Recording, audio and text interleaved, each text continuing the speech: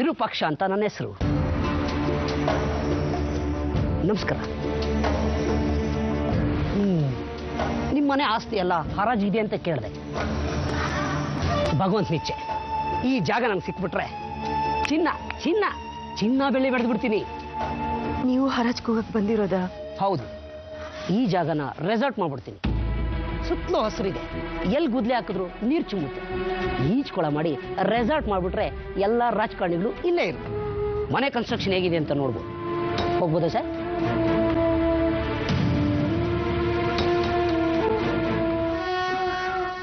ಬಹುಶಃ ಮಹಾಬಲ ಮಂಗಳನು ಹರಾಜ್ಗೆ ಹೋಗಕ್ಕೆ ಬಂದಿರಬೇಕು. ಎಲ್ಲಿಗೆ ಬಂತು ರೀ ನಮ್ಮ ಬದುಕು? ಇವನು ಹರಾಜ್ಗೆ ಹೋಗ್ದ ನಾನು ಸತ್ತು ಬಿಡಬೇಕು ಅಂತಲೇ ಅರ್ಥ. ಎಲ್ಲ ಇವನಿಂದಲೇ ಆಗ್ತಿರೋದು. ಬನ್ರಿ, ಅಕ್ಕನ ಮಾತಾಡ್ಸ್ಕೊಂಬಂದ್ಬಿಡೋಣ. ಹತ್ರ ಹೋದಷ್ಟು ಅವ್ರ ಮನಸ್ಸಿಗೆ ನೋವು ಜಾಸ್ತಿ ಆಗುತ್ತೆ. ಇಲ್ಲೇ ನಿಂತ್ರೆ ದೂರದಲ್ಲಿ ನಿಂತು ಸಂತೋಷ ಪಡ್ತಿದ್ದಾಳೆ ಮಂಗಳ ಅನ್ಕೋತಾರೆ ನಿಮ್ಮ. ಅಂದ್ಕೊಳ್ಳಿ ಬಿಡೆ. 30 ಲಕ್ಷಕ್ಕೆಲ್ಲ ಸಿಗುತ್ತೆ ಅಂದ್ರೆ ಯಾಕ್ರಿ ಪ್ರಯತ್ನ ಪಡಬಾರ್ದು? ಸದಾನಂದ ಮದುವೆ ಆದ್ಮೇಲೆ ಬೇಕಾಗತ್ತಲ್ವ. ನನ್ನ ಸೊಸೆ ನಂತರ ಮುರುಕ್ಲು ಮನೇಲಿರೋದು ಬೇಡ. ಡಿಪೋದಿಂದ ಬಂದ ದುಡ್ಡು 15 ಲಕ್ಷ ಇದೆ. ಇನ್ನು 15 ಲಕ್ಷಕ್ಕೆ ಡಿಪೋನ ಅಡಬಿಡಾಯ್ತು. ಮದುವೆ ಆದ್ಮೇಲೆ ಸದಾನಂದ ಈ ಮನೇಲಿ ಇರ್ತಾನೆ, ನಾವು ಆ ಮನೇಲಿರೋಣ. ನೋಡು, ನೀನು ಹೀಗೆಲ್ಲ ಯೋಚನೆ ಮಾಡಿದ್ರೆ ನಾನು ದೇವ್ರ ಹೋಗ್ಬಿಡ್ತೀನಿ ಅಷ್ಟೇ. ಹರಾಜ್ಗೆ ಹೋಗೋದು ಬೇಡ ಅಂತ ಸದಾನಂದ ಹೇಳಿಲ್ವೇನೆ? ತಪ್ಪಿಗೆರೆ.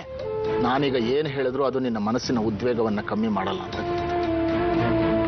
ಆದ್ರೆ ನಿನ್ನ ಜೊತೆಗೆ ನಾನಿದ್ದೀನಿ ಅಂತ ಮಾತ್ರ ಹೇಳಬಲ್ಲೆ ಸದಾಶಿವ. ಇವತ್ತು ಯಾರೇ ಹರಾಜ್ಗೆ ಹೋಗಿದ್ರು ಆ ಕ್ಷಣನೇ ಅವನನ್ನ ಕೊಂದ್ಬಿಡ್ತೀನಿ. ಯಾರು ಹರಾಜ್ಗೆ ಹೋಗೋ ಹಾಗಿಲ್ಲ ಇತ್ತು. ಯಾಕಯ್ಯ, ನಾವು ಯಾರು ನಿನಗೆ ಹೇಳು? ಮತ್ತೆ ಯಾಕೆ ಕತ್ತಿ ಎತ್ತತೀಯ? ನೀನ್ ದುಡುಕ್ಬೇಡಪ್ಪ.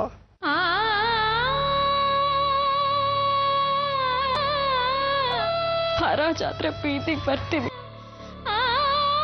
ಬೀದಿ ನಿಲ್ಲೋ ವಯಸ್ಸ ಹೇಳು ನನ್ನ ತಂದೆ ತಾಯಿದು. ಕಿರೀಟ ಕದ್ದೋರು ಯಾರು? ಶಿಕ್ಷೆ ಮಾತ್ರ ನಮಗೆ. ಕಳ್ತನಕ್ಕೆ ಶಿಕ್ಷೆ ಇಲ್ಲ. ನಿನ್ನ ನಂಬಿದ್ದಕ್ಕೆ ನಮಗ್ ಶಿಕ್ಷೆ. ನಿನ್ ಧರ್ಮದ ಬಗ್ಗೆನೇ ಅನುಮಾನ.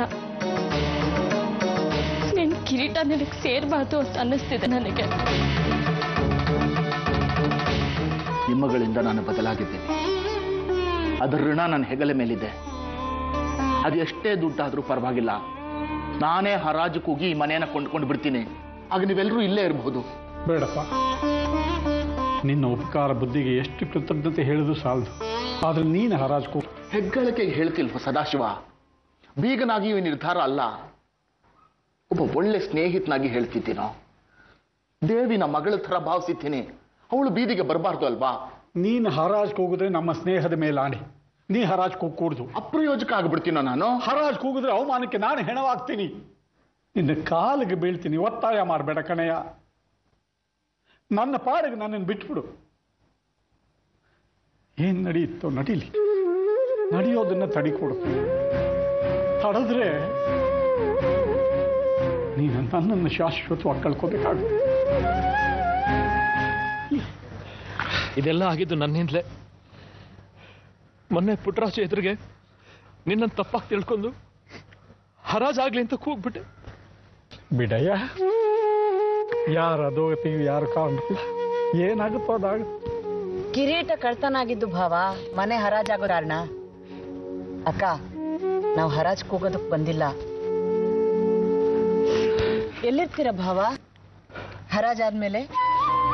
ಕೆಲವ್ರ ಮನೆಗಂತೂ ಹೋಗಲ್ಲ, ಎಲ್ಲೋ ಇರ್ತೀವಿ. ಕುಂಟ ಅಲ್ಲ, ಕುರುಡ ಅಲ್ಲ, ಗುಡಿಸುತ್ಕೊಳ್ಳುವಷ್ಟು ಶಕ್ತಿ ಅಂತೂ ಇದೆ. ಕೆಲವರ ಆಸೆನ ಪೂರೈಸಿದ್ದೀನಿ. ಆ ಸಂತೋಷ ಮನಸ್ಸಿನಲ್ಲಿದೆ. ಕೆಲವರಿಗೆ ನಾನು ಬೀದಿಗೆ ಬರಬೇಕು ಅಂತಿತ್ತು.